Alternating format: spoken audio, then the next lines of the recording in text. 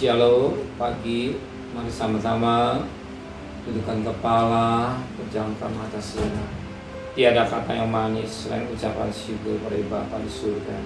Semua karena kasih karunia-Mu yang melimpah dalam hidup kami. Kami rasakan bagikan umat Tuhan di Goshen dalam lindungan.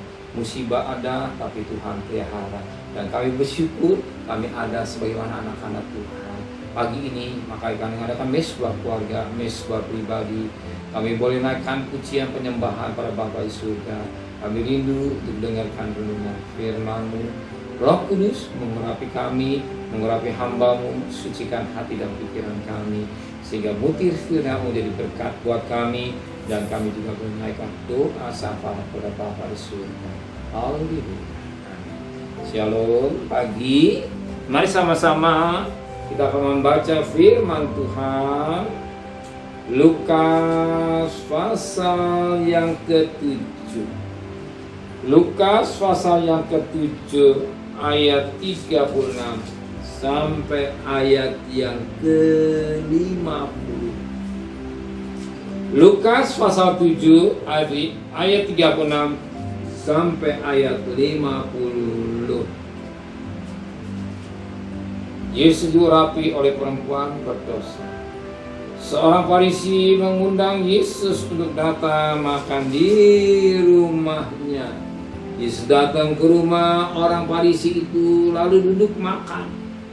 Di kota itu ada seorang perempuan yang terkenal sebagai seorang berdosa.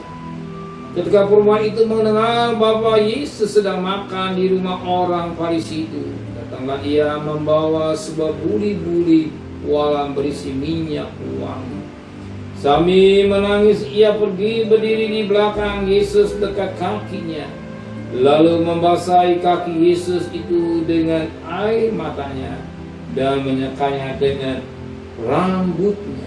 Kemudian ia mencium kakinya dan meminyaki dengan minyak wangi itu.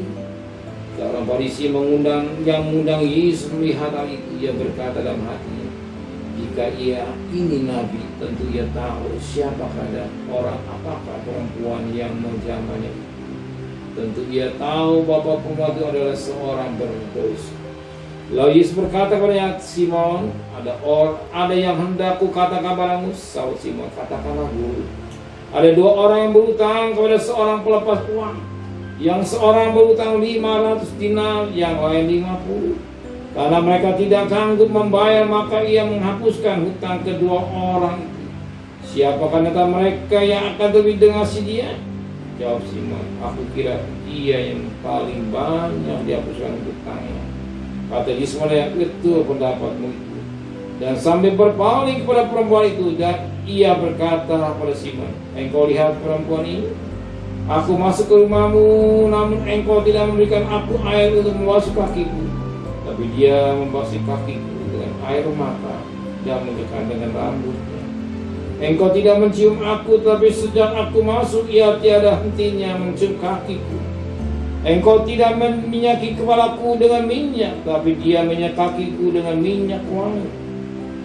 Sebab aku berkata padamu, dosanya yang banyak itu telah diampuni, sebab ia telah banyak berbuat kasih. Tapi orang yang sedikit diampuni, sedikit juga ia berbuat kasih. Lalu ia berkata perempuan itu, dosamu telah diampuni. Dan mereka yang duduk makan bersama dia berpikir dalam hati mereka, siapakah ia ini sehingga dia dapat mengampuni dosa.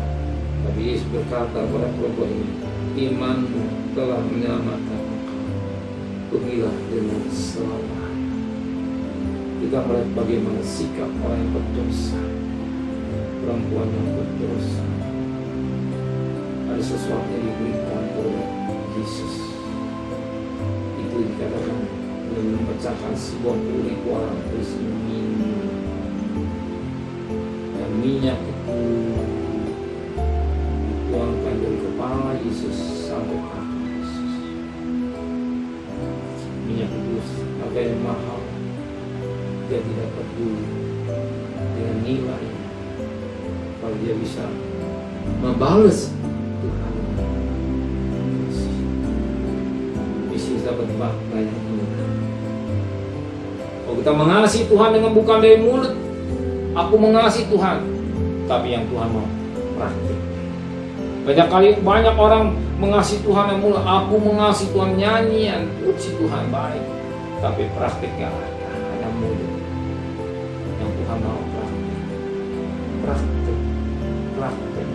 Saudara pagi-pagi mencari Tuhan, mengasihi Tuhan baik. Ada sesuatu yang kita berikan Tuhan. Apa itu? Hidup kita, hidup yang berkenan, hidup yang kudus. Sebagaimana Roma 12 ayat 1, persembahkan tubuhmu yang kudus, yang tidak cacat dan celah. Itu yang Tuhan mau. Bukan persembahan tubuh yang kotor, tapi najis dan yang bersih. Bukan sebab Tuhan mau kuduslah kamu sebab kudus. Tuhan mau hidup kita tenang kepada Dia. Kalau kita bisa menyenangkan Tuhan, kenapa? Tubuh kita tidak main-main dosa. Kita lakukan masih. Kalau kita bisa mengasihi Tuhan, tubuh kita baik, otomatis kita akan melakukan firman Allah. Amin. Persembahan ibadahmu yang sejati, mempersembahkan tubuh, jiwa kita yang tidak cacat dan celah. Dan tidak hitung-hitungan untuk memberi kepada Tuhan. Saudara juga tidak akan hitung-hitungan memberi kepada Tuhan karena saudara mengasihi Tuhan. Maka saudara dalam pagi hari adakan mesbah. Karena saudara tidak hitung-hitungan. Saya terlambat ke kantor, saya review tidak. Buat saudara ingin memberi menyenangkan Tuhan lewat pujian penyembahan kepada Tuhan. Amin. Mari tundukkan kepala, pejamkan mata sejenak. Terima kasih Bapa di surga. Buat firman-Mu yang mendidikkan, biar kami belajar seperti perempuan yang berdosa. Dia tidak sayang mempersembahkan sesuatu buat Tuhan. Demikian juga kami tidak salah dalam persembahkan hidup yang kudus, yang berkenan pada Allah. Itulah ibadah kami yang sejati. Sebagaimana Roma 12:1 ini, biar kami selalu hidup sucikan hati dan pikiran kami. Kembali kami sepagi, tubuh yang sehat dengan tidak kurang satu apapun juga. Berkat Bapak Presiden, Wakil Presiden, para Menteri, para Gubernur, para Bupati, para Wali Kota, para Camat, para Lurah, para RW, para RT, para medis, berikan mereka hikmatnya dari surga, dari surga. Saudara kekasih, terimalah berkat nikmat dari Allah Bapa, cinta kasih sayang dari Tuhan Yesus Kristus, dan berkat Roh Kudus menyertai saudara mulai hari ini sampai maranatha Tuhan Yesus datang. Yang cinta Dia katakan amin. Tuhan